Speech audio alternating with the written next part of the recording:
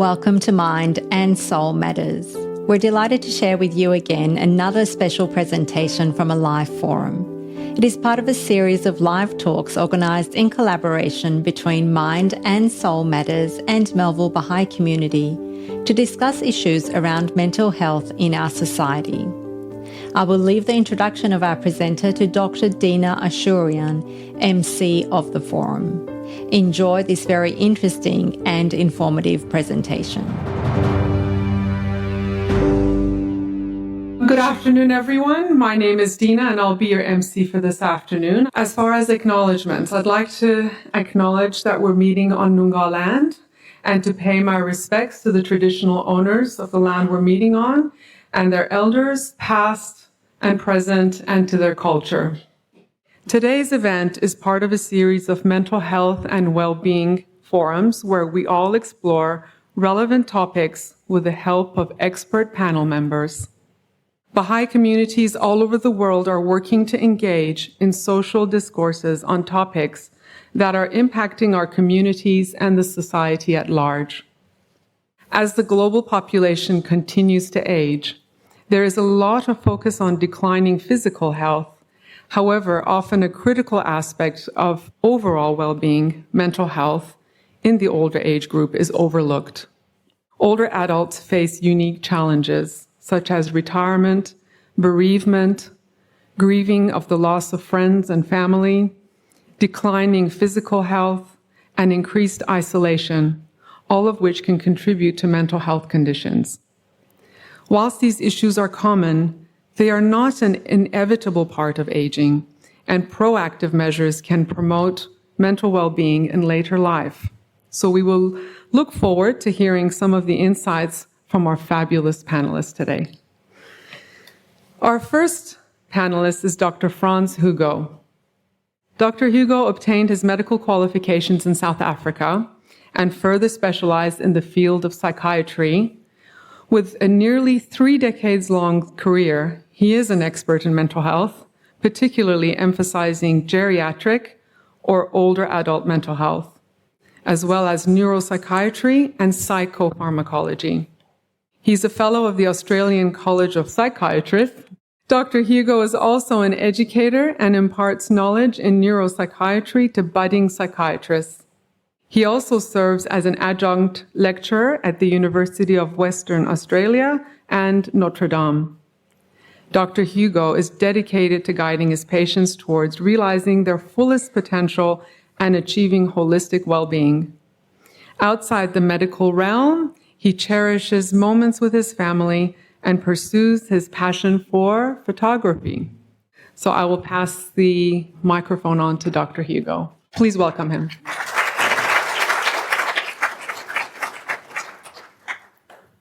Thank you for that kind introduction, and thank you for asking me to speak here today. It's a real privilege to share some of the things that I've learned over the years with you, and I continue to learn, and we'll get to that as I go along. The first thing that I want to share with you is about myths and reality for older age, especially if you consider when people age, you think that some things are normal. It might be normal to be forgetful, but it isn't. To some extent, you do get a little bit more forgetful as you get older, and your children are more intelligent than you. That is true, because they've had more exposure or different exposure. But we draw a line, and there's normal forgetfulness, and then there is mild cognitive impairment. And basically how we distinguish is by doing memory tests, and there are some scans and stuff that we can also do. The other thing that's very important is when you get older, sometimes it's said that, oh yeah, he's old, he's on his own, and he doesn't want to do things, so it's all right. Leave that person alone. But that's really a myth. The reality is many of these individuals are depressed, and depression is treatable. And if you work hard, almost 80% plus of these cases of depression in older adults is treatable. So I just wanted to address some of those myths and give you a little bit of reality there. So what are the earliest signs of mental health issues in an older adult. One of the first things that happens is older adults may skip some of the hobbies and interests that they've been involved in. So, for instance, somebody that's been involved in the bridge club or the photography club may go less often to attend these meetings and may become a little bit more withdrawn. And that can mean that they are depressed or maybe have cognitive difficulties. So that may be one of the earliest signs. Another sign is they may not answer their emails or text messages as much as before, and that could be due to cognitive difficulties or depression. Emotional shifts may occur, and you may meet your significant other, older adult, at the dinner table, and he or she may say, "What's the point? I don't want to go on that holiday. Why? I've been there. Why go on that holiday?" So that negativism creeps in, and that can be a sign of depression. An older adult with anxiety may have concerns about their health or finances that's not warranted. It's a different story if there are real issues, but sometimes these concerns are not warranted. Physically, signs of mental illness in an older adult may be insomnia. So somebody wakes up in the middle of the night, difficulty sleeping, and then sleeps in during the day. Have those naps during the day, which just makes the insomnia worse. So have a look out for these signs. Cognitively, it's okay to forget your keys. We all do. But as you get older, you may not know what to do with the key. You may not know where this key goes. Or working the mobile phone becomes more difficult, and you need more help from family members to know how to work with the mobile phone or the TV remote. Knowing which buttons to press on the TV remote may become more difficult and is a sign of cognitive difficulties for an older adult.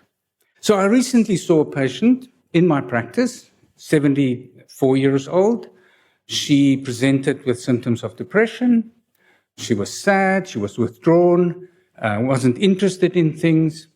We ran some blood tests, and she had a vitamin B12 deficiency. Treated the deficiency with a little antidepressants, and she made a great recovery. Why am I telling you this?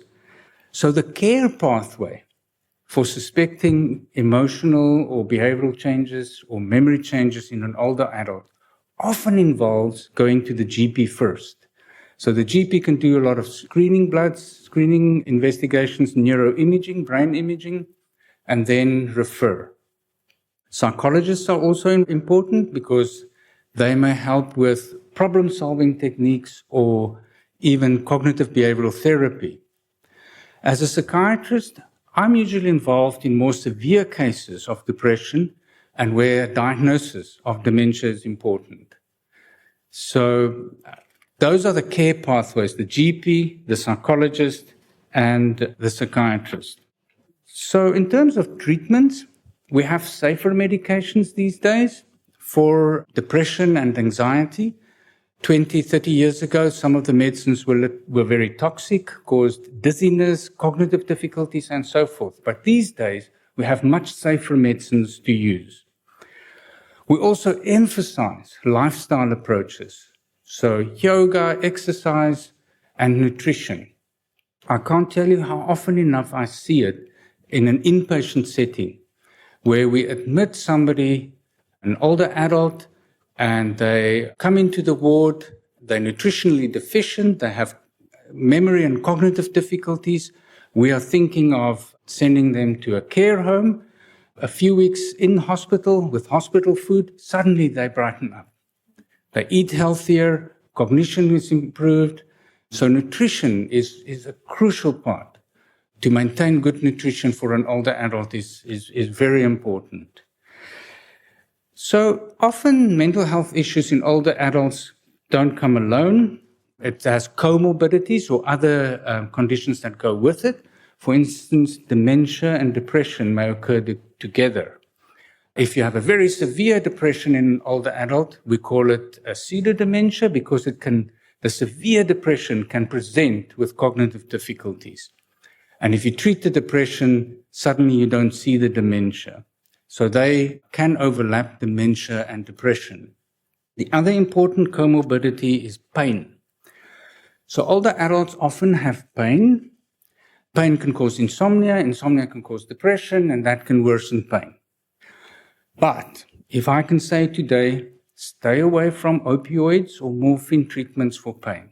It's a very common thing, unfortunately, for older adults with chronic pain to end up on strong analgesics or painkillers, morphine and opioids, tramadol, tapentadol, and so forth. These medicines harm cognition, it harms resilience, it makes you less capable in handling stress.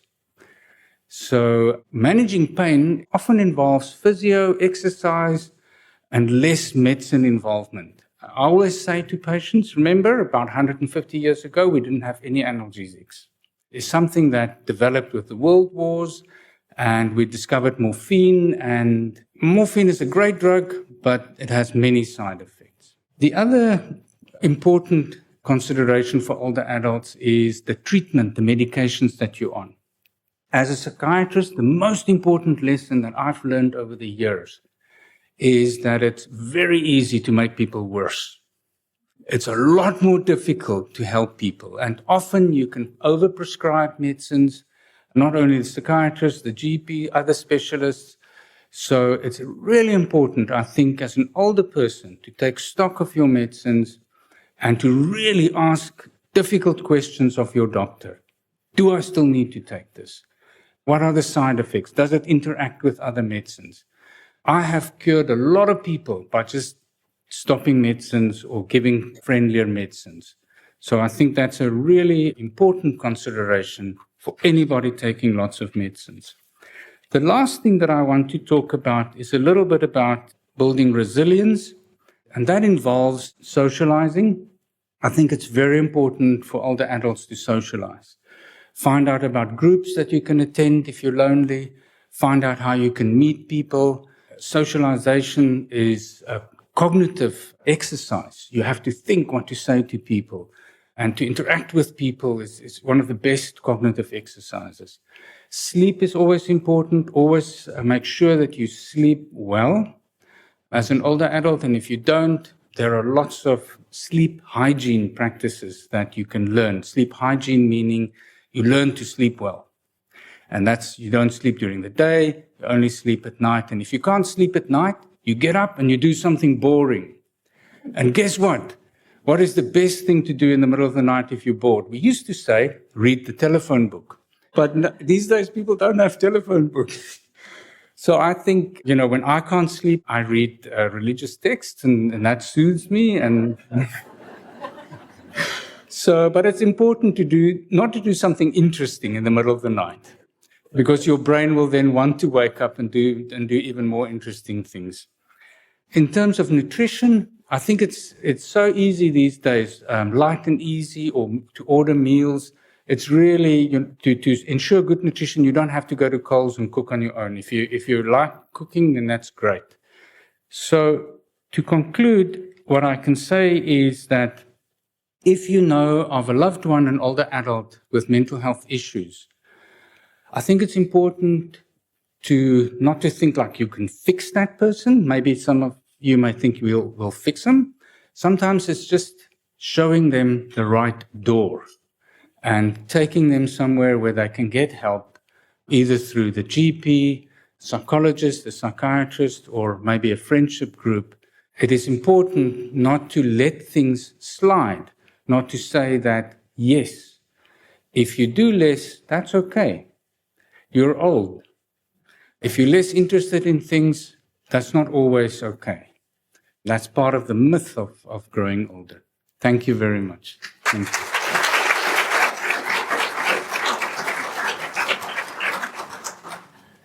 Thank you so much, Dr. Hugo. That was a really good summary of what to look out for, signs and symptoms of declining mental health, and also what treatment options are available, and the importance of actually accessing help through a professional. Thank you so much. So, Frans, this is now time for us to open the floor to questions. This concept of sunset syndrome, I don't know whether it is something that your experience and your practice has sort of encountered that. I have seen a few people around my age group or possibly older that around evening at the sunset time, they act or feel differently. They are more saddened or confused, depending on the level of their cognition. Or even if they are active, fine people, no health issues, mental health issues or emotional issues, that they feel sad. I wondered whether it would be something physical, emotional, or lack of serotonin or dopamine at that time of the day, or depletion of the melatonin in the body. Is there any substance to that feeling? It's very common for most human beings to find it difficult around sunset late in the day because, we work or we're busy during the day and you're just tired towards the end of the day. So for those of us that are younger, even when you get home from work, that's a critical time. And a good friend of mine said, the first thing you do when you get home is you have some peanuts. Just eat something and settle down. So it's very common. And for older adults and for anybody with a change in brain function, the neurons have to work harder for the other ones that are not functioning well. So that puts extra strain on the brain. So for example, if I do this movement with my finger, there's one spot that discharges to move the finger. But if I have a stroke in that one spot, then after a while I might still be able to move my finger, but large parts of the brain work to do that, to compensate. So for older adults with changes in cognition, maybe degenerative changes or confusion with a bladder infection, we call that delirium. The end of the day is a difficult time. We call it sundowning. Yeah. Learned something new. I knew there was seasonal affective disorder, but I hadn't heard of the sundown. Gabriella, did you want to address that? Yeah, I just wanted to add, when I was speaking to older adults, some people said, I'm not lonely, but in the evening I am. Mm-hmm. So it was almost like they were fine and they knew what to do, but those that were living alone and were either widowed or, they were on their own in the night, they struggled with that time of the day. They described it more like a kind of an existential loneliness where they were aware of, their situation, them being alone on their own, and that was difficult for them to process. Again, I'm not a clinician, but that was mentioned quite often, which I found interesting. For example, I just want to say that my husband has this thing that when he, at night, the sundown, as you said, he wants to let all the lights on in the room. Even sometimes we don't need this many lights, but he just put all the lights on. And I think that will help too.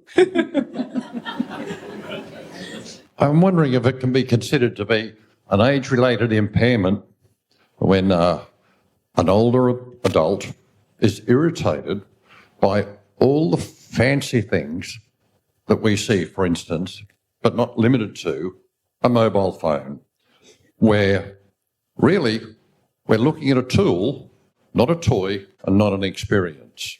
It has a purpose, but it seems the focus these days is to give us an experience. So could that be considered to be an age-related impairment? Thank you. And thank you. That's an excellent question, and I love it. So to have a happy life involves good sleep, exercise, nutrition, social interaction with resilience. It has nothing to do with mobile phones. There was even one of my colleagues that said the other day that probably in the next 5 to 10 years, we will have a diagnostic category for mobile phone related psychiatric conditions. So look, I think it's always good to flex your brain. to have challenges. But it's different for everyone. For some, it may be to learn how to use a mobile phone. For some, it may be to learn something different, to play bridge. I don't know how many of you play bridge, but it's also a card game with very good social interaction that not everybody does, and that you could challenge yourself by taking up. So don't worry, you're all good. I think that category the diagnostic category would be addiction. Yes, but not just addiction. Like we've spoken today, people think they interact if they have friends on Facebook or they text people. They think that's social interaction, but it's not. No, so I actually think that there is a little trend in the young generation that they're aware of the bad side of social media. My generation is not. For us, that was celebrated, and the more the better, and the more we could, make ourselves seen on all these different channels, the greater, apparently. But I think the next generation is more aware that it can also become addictive, and that it's also a bit sad when their friend is sitting there on their phone while they actually wanted to talk and do something together. I think it's starting, and that's a good thing.